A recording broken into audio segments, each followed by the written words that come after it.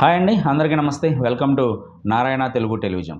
So Andhra Pradesh ప్రభుత్వం తల్లికి వందనం స్కీమ్కి సంబంధించిన ఎలిజిబిలిటీకి సంబంధించి జీవో నెంబర్ 29ని 9/7/2024 అంటే ఈ నెల 9వ తారీఖున జీవో నెంబర్ 29ని రిలీజ్ చేసింది.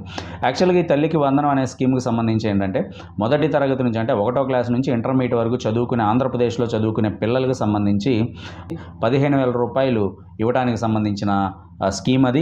సో అది గత ప్రభుత్వంలో వైఎస్ఆర్సీపీ ప్రభుత్వంలో అమ్మ ఒడి అని చెప్పి జగన్మోహన్ రెడ్డి గారు ఆ పథకాన్ని తీసుకొచ్చారు. దాన్ని కూటమి ప్రభుత్వం అధికారంలోకి వచ్చిన తర్వాత తల్లికి వందనం అని చెప్పేసి ఆ పథకాన్ని పేరు మార్చి ఆ పథకానికి సంబంధించిన మార్గదర్శకాలకు సంబంధించి ఎలిజిబిలిటీ క్రైటీరియాలకు సంబంధించి జీవో నెంబర్ 29ని రిలీజ్ చేసింది. యాక్చువల్గా ఈ జీవో నెంబర్ 29 రిలీజ్ అయిన తర్వాత ప్రతిపక్ష వైఎస్ఆర్సీపీ ప్రభుత్వం మీద అనేక రకాల విమర్శలు చేస్తుంది. అసలు యాక్చువల్గా ఈ జీవో నెంబర్ 29లో ఏముంది, ఏం చెప్పారు అనే విషయాన్ని కనుక మనం ఒకసారి చూస్తే ప్రధానంగా ఈ జీవో నెంబర్ 29 అంది స్కూల్ ఎడ్యుకేషన్ డిపార్ట్మెంట్కి సంబంధించి జీవో నెంబర్ 29 అనేది 9/7/2024 ఇవ్వడం జరిగింది.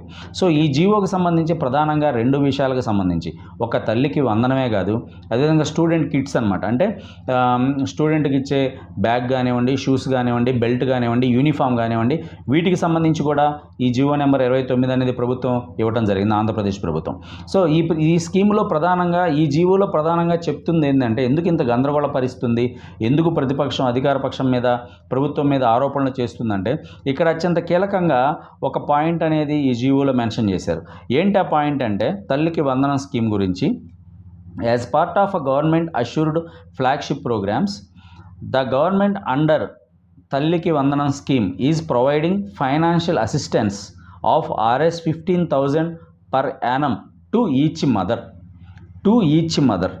or recognized guardian, each mother and recognized guardian.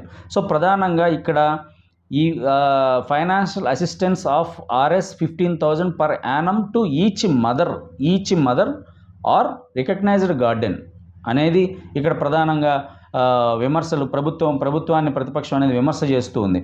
So each mother అన్నారు.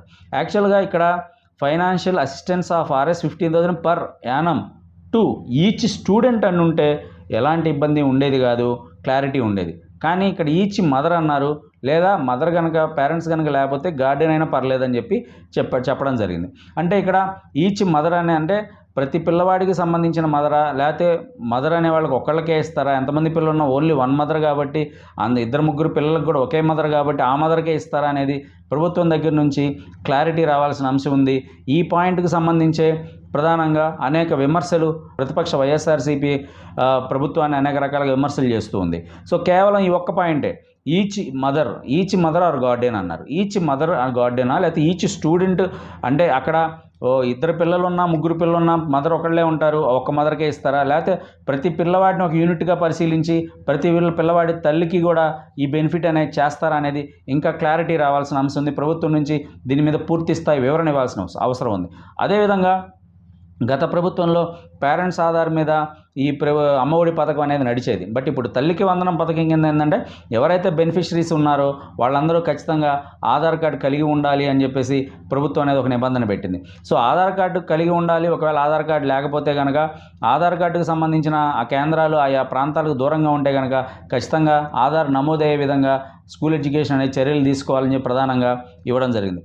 ఒకవేళ ఆధార్ని కొత్తగా ఎన్రోల్ చేయించుకున్నారు, రావడానికి టైం పడుతుంది అనుకున్నప్పుడు సో ఇంకొన్ని డాక్యుమెంట్స్ని కూడా ప్రభుత్వం కోరింది, ఆ జీవోలో మెన్షన్ చేసింది. వాటిలో ప్రధానంగా ఏంటంటే బ్యాంక్ ఆర్ పోస్ట్ ఆఫీస్ పాస్బుక్ని వీళ్ళు పర్మిట్ చేస్తారు. అదేవిధంగా పర్మనెంట్ అకౌంట్ నెంబర్ పాన్ కార్డును కూడా అడుగుతున్నారు. అదేవిధంగా పాస్పోర్ట్ కానీ, రేషన్ కార్డు కానీ, ఓటర్ ఐడెంటిటీ కానీ, ఒకవేళ ఇవేమీ లేకపోతే డ్రైవింగ్ లైసెన్స్ కానీ, సర్టిఫైడ్ ఐడెంటిటీ హ్యావింగ్ ఫోటో, ఎవరైతే ఎంఆర్ఓ కనుక ఫోటో గజెట్స్ ఎంఆర్ఓ సర్టిఫై చేసిన ఫోటో సహిత ఐడెంటిటీని కూడా అలో చేస్తాము.